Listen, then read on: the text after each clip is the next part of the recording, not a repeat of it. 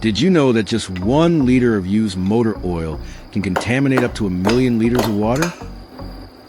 Have you ever imagined turning a used oil engine into something incredibly useful, practical, and functional? Something that most people wouldn't even think is possible? Well, that's exactly what you're going to learn in today's video. Let's explore 2 creative and effective ideas for reusing used motor oil. If you found this idea interesting or helpful, don't forget to give a video a thumbs up.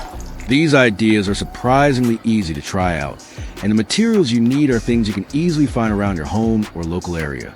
Alright, it's time for the first idea, and all you need to get started is a simple candle. After the wax is fully melted, go ahead and pour it into a small glass jar. Just be careful. The wax will be very hot, so use heat-resistant gloves if needed, and make sure the jar is sturdy enough to handle the temperature.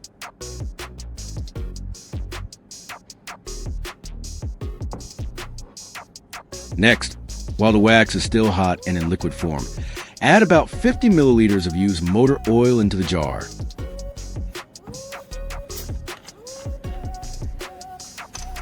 Make sure to stir it gently so the oil blends well with the melted wax before it starts to cool down.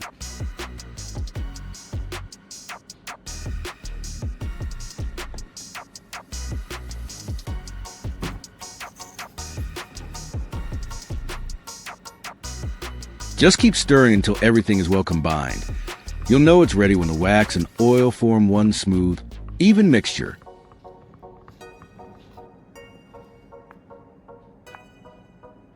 Once it's fully hardened, it turns into a high-quality shoe polish, smooth, effective, and surprisingly easy to make.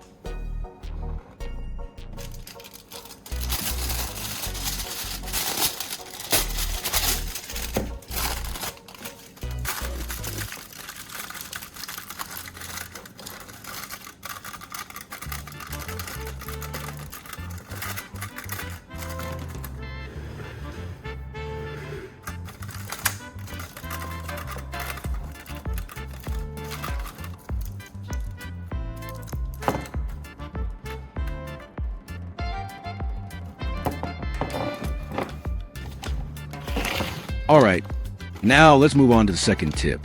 And this one is just as clever and useful as the first. I've got a bunch of old batteries lying around that I haven't used in a long time. And I even have a few batteries that have already been disassembled with their outer casing removed.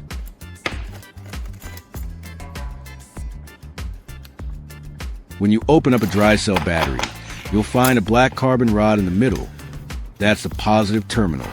Around it, there's a bunch of dark powder, which is a mix of chemicals like manganese dioxide.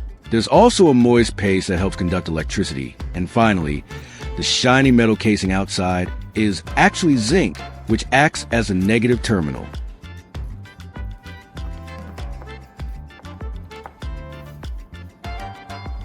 I'm going to remove all the black powder from the other batteries as well.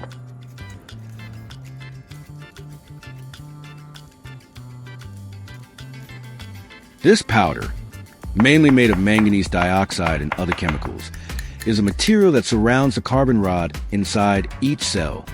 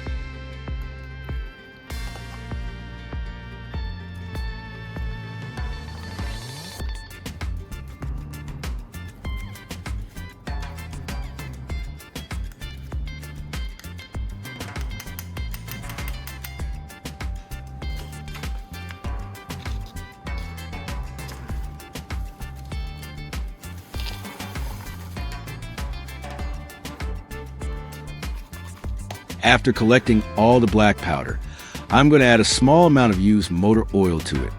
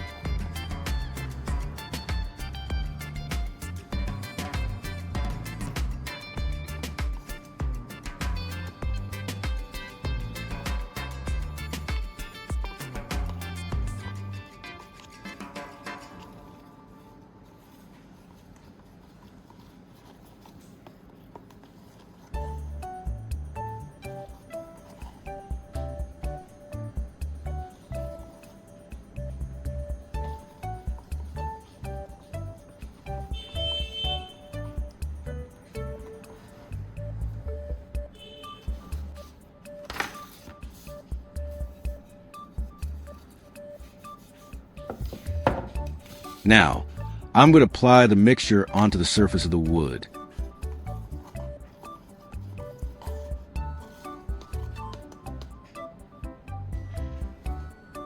To apply the mixture, you can use a regular paintbrush for better control, or a sponge if you want a softer, more even finish. Both work well depending on the texture you're aiming for.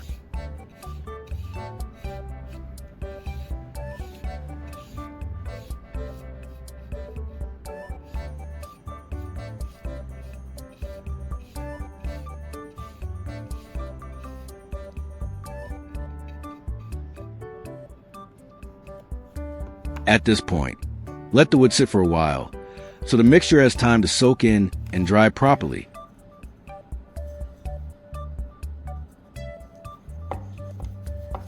Make sure not to touch or move it until it's fully set.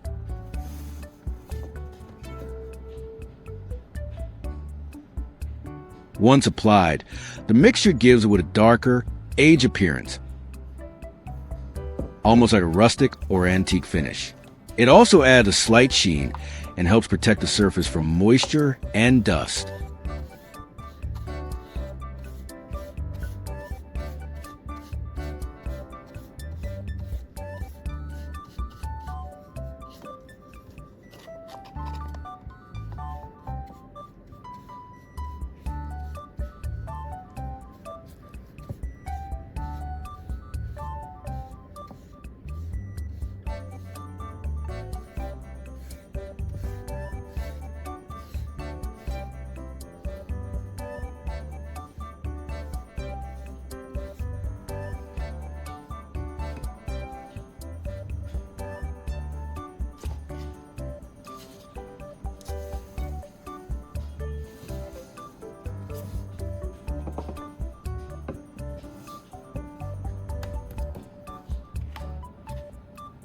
It's been around 30 minutes and most of it is dried, though there are still a few spots that need a bit more time. But overall, the color looks really nice already, smooth, rich, and quite impressive.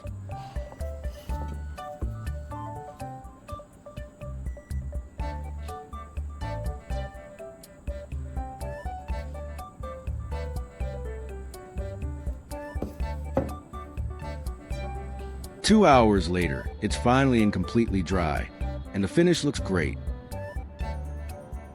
This is a great way to give old wood a fresh, weathered look using simple materials that would otherwise go to waste. Thanks to the properties of used motor oil, the mixture not only enhances the wood's appearance, but also helps repel insects like termites and wood borers. The oil soaks into the wood fibers, creating a layer that pests tend to avoid, giving the wood longer-lasting protection. Alright, now it's time to return to the wax polish we prepared earlier and see how it turned out. It has now cooled down and solidified into a firm wax.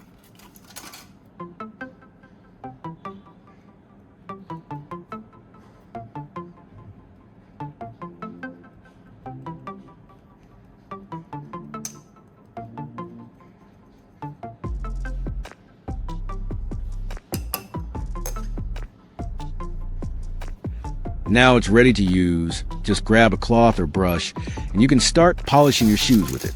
All right, let's put this homemade shoe polish to the test and see how well it works.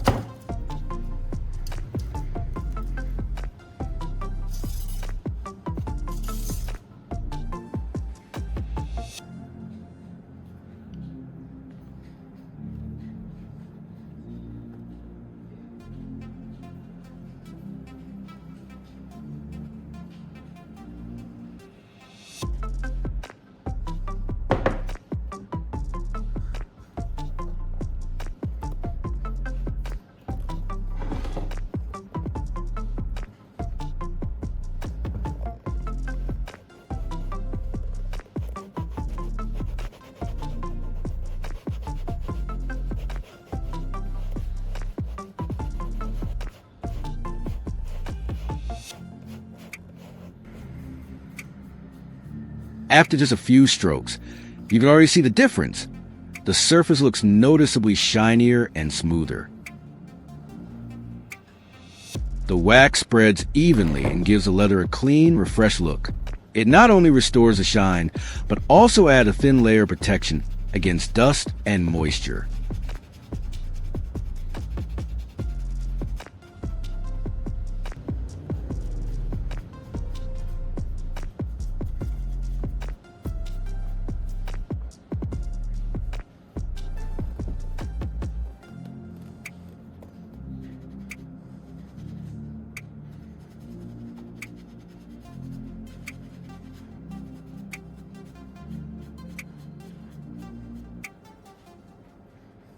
Honestly, it works just as well as store-bought polish.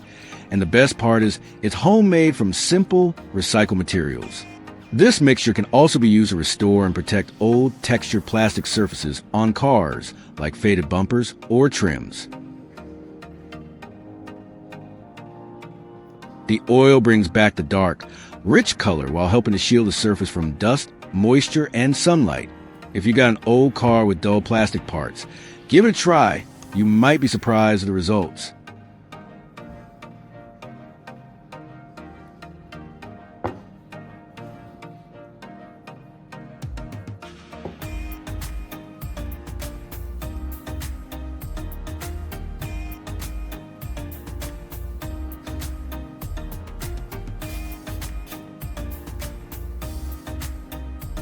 But that's not all.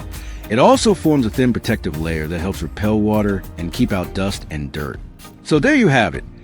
2 simple ways to recycle used motor oil and old batteries into something useful. It's a great reminder that with just a bit of effort, we can turn trash into treasure and do our part for planet. Give it a try and see how satisfying DIY recycling can be.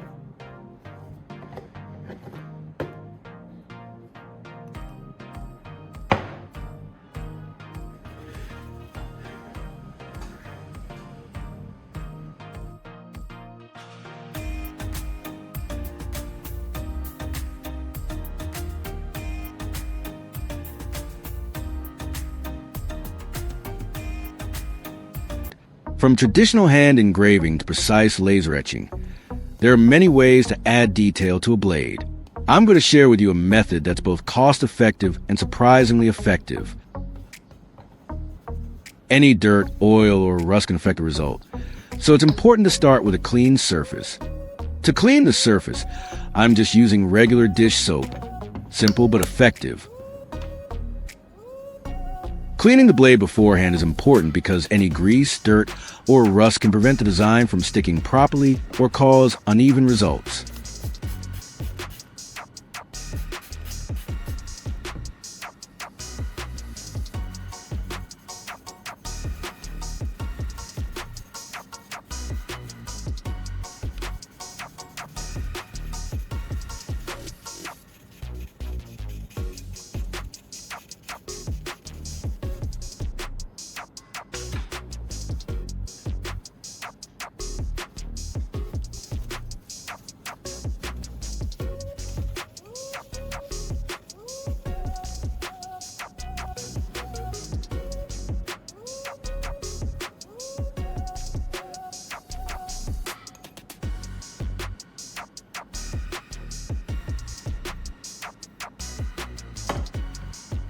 Now, let's prepare a piece of wire for the next step.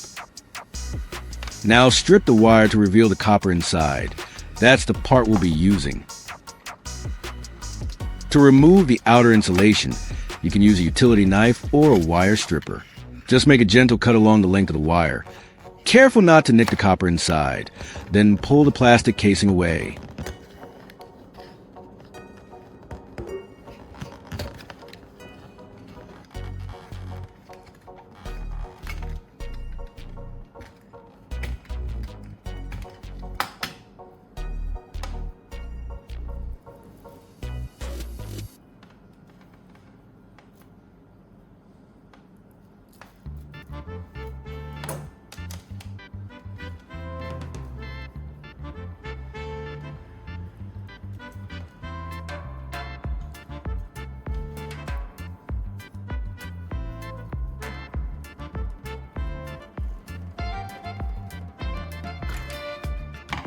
Now that we got the copper wire exposed, it's time to give it some shape.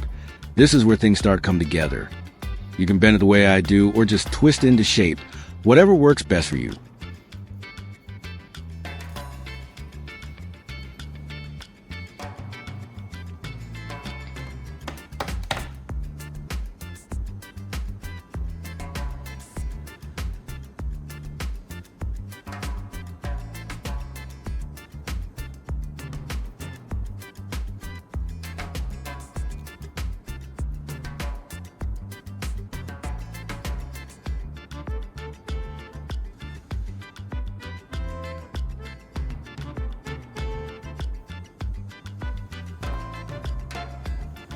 Now I'll prepare two types of wires, and on each end I'm attaching an alligator clip. These will help us connect everything securely. Alligator clips are like little clamps. They grab onto the wire or metal surface and keep everything connected, nice and secure.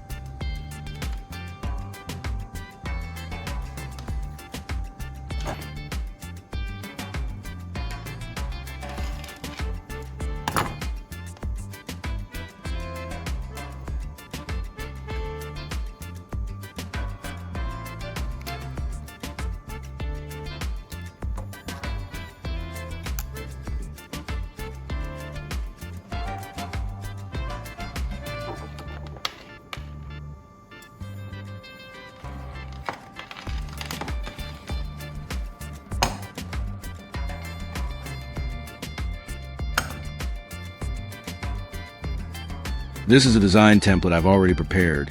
It will help guide the etching process.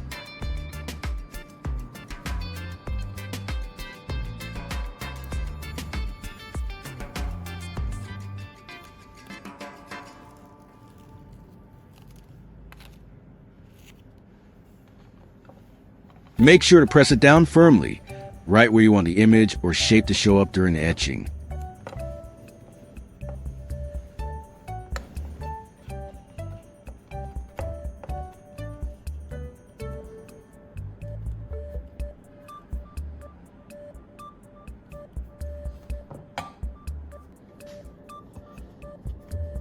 Carefully peel away the parts you don't need, leaving only the design you want to keep.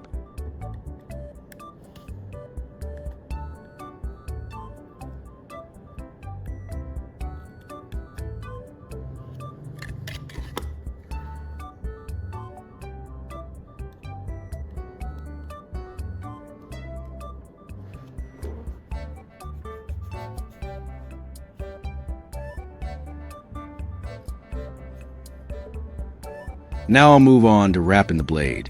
This helps protect the areas we don't want to etch.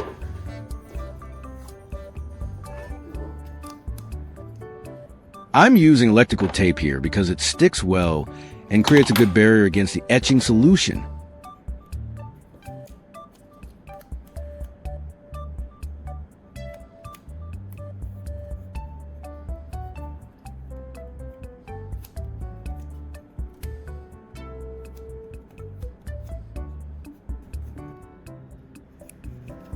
Make sure to cover all the surrounding areas completely.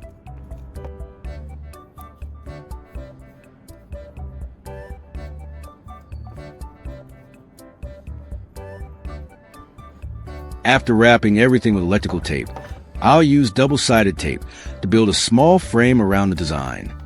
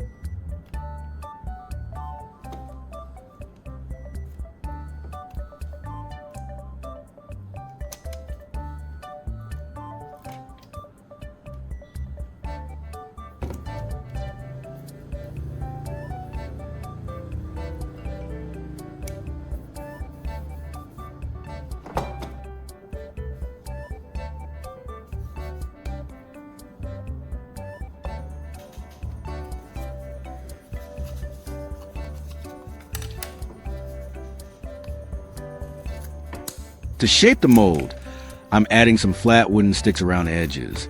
This will help hold everything in place while we etch.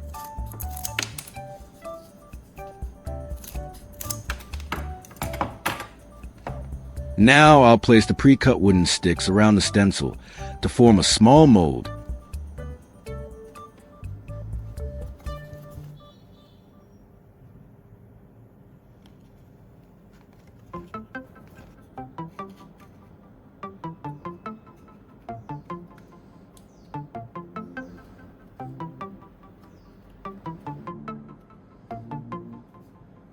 Once they're in position, I'll secure them with hot glue to make sure the frame stays firmly in place and doesn't shift during process.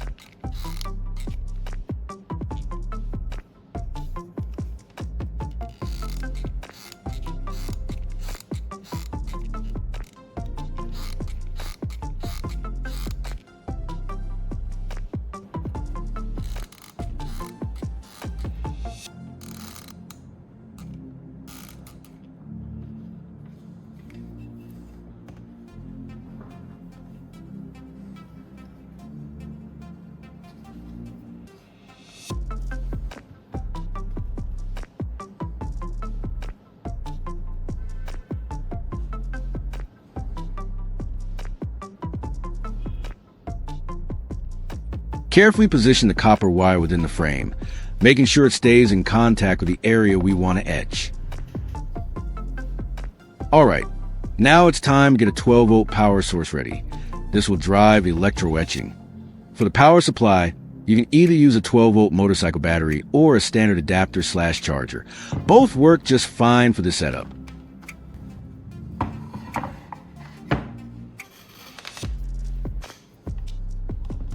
Connect the red wire to the positive terminal and the blue wire to the negative terminal.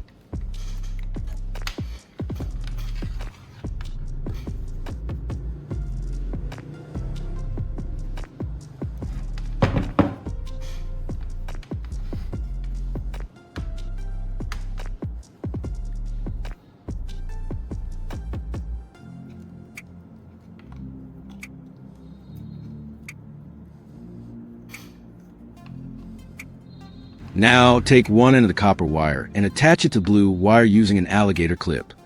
The basic principle behind this setup is quite similar to how a welding machine works. Use electricity to create a controlled chemical or thermal reaction at a specific point.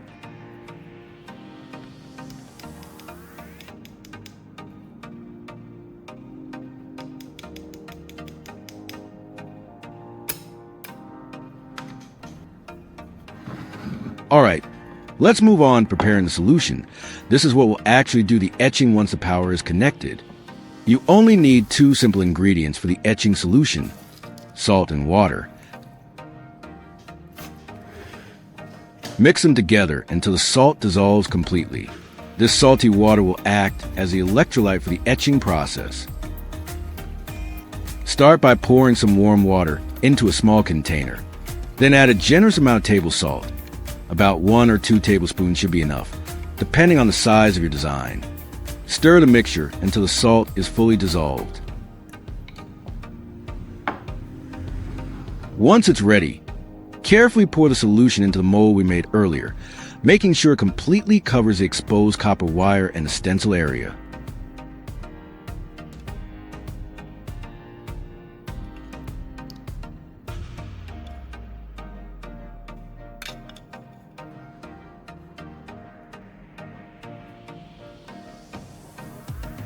Alright, let's set a timer. Timing is important to make sure we don't over-etch the design.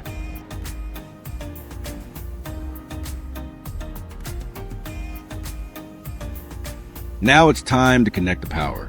Once everything is connected securely, turn on the power supply. You should see tiny bubbles forming around the exposed area. That means the etching process has started. Let it run for a few minutes, depending on how deep or dark you want the design to be. That's why we've set the timer, to keep things under control.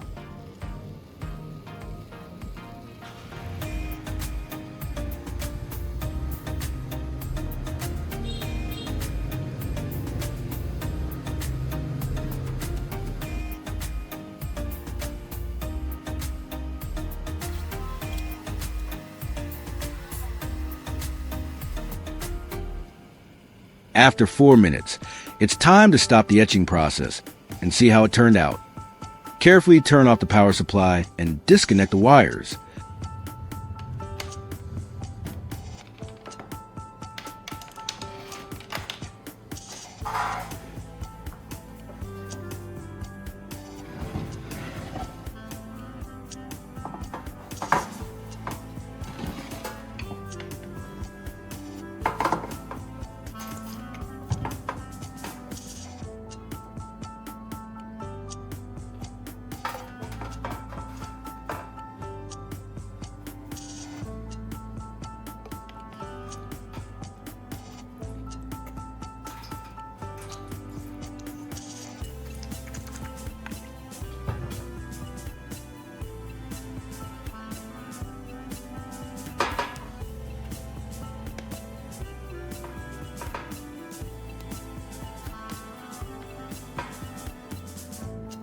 Then, remove the tape and the stencil, and rinse the blade with clean water to wash off any remaining solution. Carefully peel off the electrical tape and double-sided tape.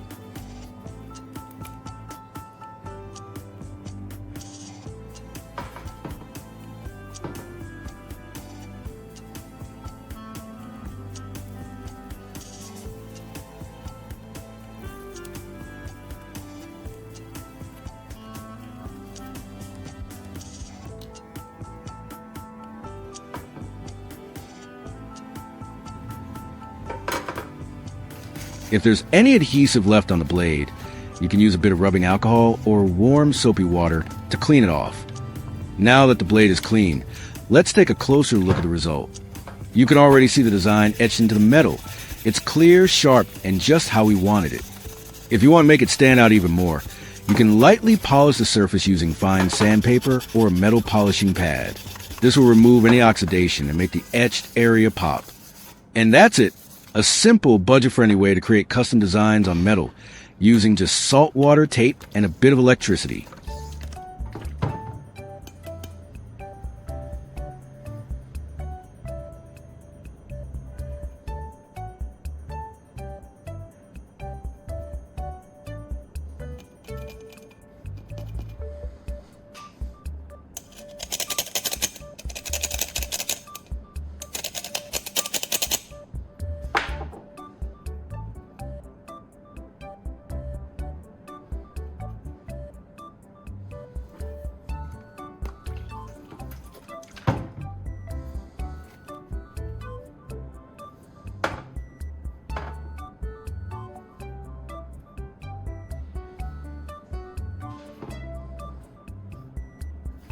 Thanks for watching, and if you found this helpful, don't forget to like and share.